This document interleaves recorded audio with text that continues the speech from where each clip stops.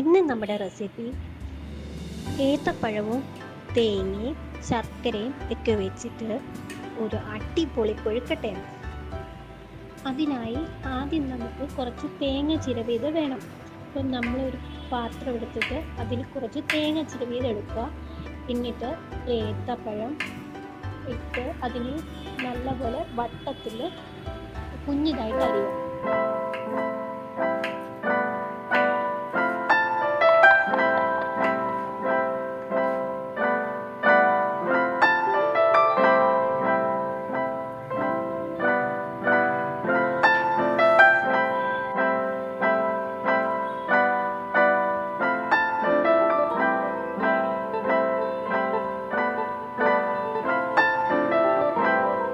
ഇനി അടുത്തതായി വേണ്ടത് കുറച്ച് ശർക്കരയാണ്. നമ്മൾ കുറച്ച് ശർക്കര പൊട്ടിച്ച് ഇതിൻ്റെ കൂടെ വയ്ക്കാം. അതിനുശേഷം ഒരു കടായി സ്റ്റൗവിൽ വെച്ച് ഓൺ ചെയ്ത് കുറച്ച് ഗീ ഒഴിച്ച് ഈ അരിഞ്ഞു വെച്ചിരിക്കുന്ന ഏത്തക്ക അതിലിട്ട് വഴറ്റണം. ഇത് കഴിഞ്ഞ് കുറച്ച് ശർക്കര ഇട്ട് കൊടുക്കണം. ശർക്കര ഇട്ട് കൊടുക്കുമ്പം മെയിനായിട്ട് ശർക്കര നല്ല കട്ടിക്കാണല്ലോ വെക്കുന്നത്. അപ്പോൾ അത് ഉരുക്കിയാലല്ലേ പറ്റത്തുള്ളൂ. അതുകൊണ്ട് നമ്മൾ എന്ത് ചെയ്യണം, കുറച്ച് വെള്ളം അതിനകത്ത് ആഡ് ചെയ്ത് കൊടുക്കണം. വെള്ളം കൂടെ ഒഴിച്ചു കൊടുത്തിട്ട് ഇതൊന്ന് ഇളക്കുക. നന്നായിട്ട് ഇളങ്ങിയതിന് ശേഷം ഇതിലേക്ക് നമ്മൾ ആ തിരുവി വെച്ചിരിക്കുന്ന തേങ്ങയും കൂടെ ഇട്ട് കൊടുക്കണം. തേങ്ങയും കൂടെ ഇട്ടിട്ട് എല്ലാം കൂടെ ഒന്ന് നല്ലപോലെ ഒന്ന് വഴറ്റിയെടുക്കുക. ഇതിൻ്റെ കൂടെ കുറച്ച് ഫ്ലേവർ കിട്ടാൻ വേണ്ടിയിട്ട് ലേശം ഇഞ്ചി ചതച്ചതും ഏലക്കയുടെ പൊടി ഇതിന് ആഡ് ചെയ്ത് കൊടുത്താൽ കുറച്ചുകൂടെ ടേസ്റ്റി ആയിരിക്കും. ഇവിടെ ആഡ് ചെയ്ത് കൊടുത്തിട്ട് തേങ്ങയിട്ട് ഒന്ന് നന്നായിട്ട് വഴറ്റുക. ഇപ്പോൾ നമ്മുടെ കൂട്ട് റെഡി ആയി കഴിഞ്ഞു. അതായത് കൊഴുക്കട്ടയ്ക്കകത്ത് വെക്കേണ്ട ഒരു കൂട്ട് പ്രിപ്പയർ ചെയ്ത് കഴിഞ്ഞു. ഇനി അടുത്തതായിട്ട് നമുക്ക് പ്രിപ്പയർ ചെയ്യാനുള്ളത് മാവാണ്. അതിന് വേണ്ടിയിട്ട് ആദ്യം നമ്മളൊരു പാൻ അടുപ്പത്ത് വെച്ച് ചൂടാക്കി അതിലേക്ക് കുറച്ച് വെള്ളം ഒഴിച്ചു കൊടുത്ത് ആ വെള്ളത്തിലേക്ക് ലേശം ഉപ്പും പിന്നെ കുറച്ച് വെജിറ്റബിൾ ഓയിലും പിന്നെ അല്പം പഞ്ചസാരയും കൂടെ ഇട്ടിട്ട് നന്നായിട്ട് തിളപ്പിക്കുക.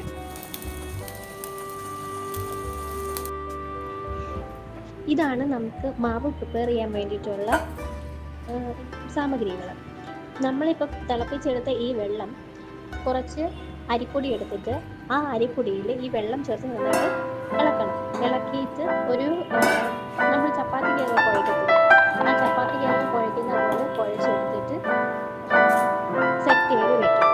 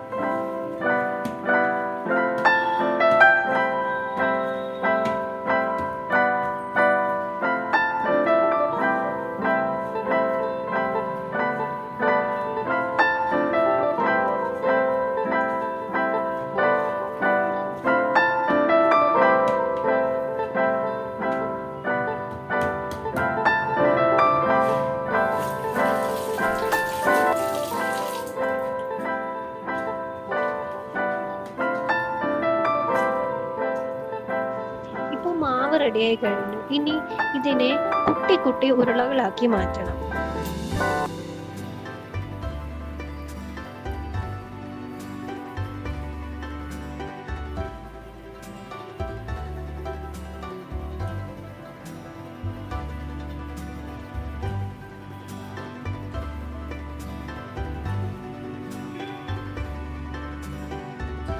ഞാനിത് ഫില്ല് ചെയ്തിട്ടാണ് ചെയ്യുന്നത്. അതായത് ഓരോന്നും ഈ കോഴിക്കട്ട പോലെ തന്നെ ഫില്ല് ചെയ്ത് മാറ്റി മാറ്റി വെക്കാനാണ് ഈ ഒരു റെസിപ്പിയിൽ ഞാൻ ചെയ്യുന്നത്. അപ്പോൾ അതിന് വേണ്ടിയിട്ട് ഓരോ ഉരുളകളാക്കി മാറ്റിയിട്ട് ആ ഉരുളയിൽ നമ്മൾ തള്ളവിരൽ കൊണ്ട് അവിടെ ഒരു കുഴി ഉണ്ടാക്കി ആ കുഴിയിലേക്ക് ഈ ഫില്ലിങ്സ് വെച്ച് കൊടുത്തിട്ട് അതിനെ വീണ്ടും ഒരു ഉരുളയാക്കിയിട്ടങ്ങ് മാറ്റണം. ഇതിപ്പോൾ ഞാൻ കൈ കൊണ്ടാണ് ചെയ്യുന്നത്. വേണമെന്നുണ്ടെങ്കിൽ നിങ്ങൾക്ക് സ്പൂൺ വെച്ചിട്ട് ചെയ്യാവുന്നതാണ്. സ്പൂൺ വെച്ച് ചെയ്യുമ്പോൾ കുറച്ചുകൂടെ ക്വാണ്ടിറ്റിയിൽ അതിൻ്റെ ഉള്ളിലിരിക്കും.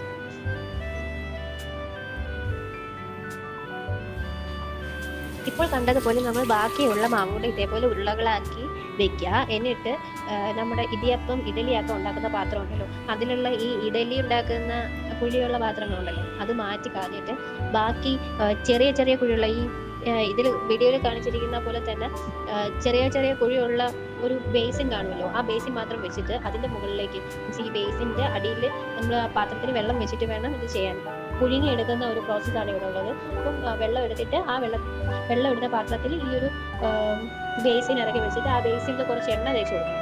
ബേസിനിൽ കുറച്ച് എണ്ണ തേച്ചിട്ടാണ് ഇറക്കി വെക്കേണ്ടത്. എന്നിട്ട് ഈ കോഴിക്കട്ടയെല്ലാം അതിലേക്ക് ഓരോന്നായിട്ട് വെച്ചിട്ട് നമ്മളിതിനെ ആ ഒരു മൂടി കൊണ്ട് അടയ്ക്കുന്നു. എന്നിട്ട് ഒരു 15 മിനിറ്റ് ഒരു 20 മിനിറ്റ് ആകുമ്പോഴത്തേക്കും നമ്മളിത് തുറന്ന് നോക്കി കഴിഞ്ഞാൽ ഇതിനകത്ത് ആദ്യം നമ്മൾ വെച്ച ആ ഒരു കളർ ആയിരിക്കത്തില്ല, കുറച്ച് കളർ മാറി വന്നിട്ടുണ്ടാകും. ഇങ്ങനെ മാറി വന്നിട്ടുണ്ടെങ്കിൽ അതിൻ്റെ അകത്ത് ഈ റെസിപ്പി, അതായത് നമ്മൾ എന്താ മാവ് വെന്തു എന്ന് പറയുന്നത്, അപ്പോൾ നമ്മൾ അതേപോലെ ചെയ്തെടുക്കാം.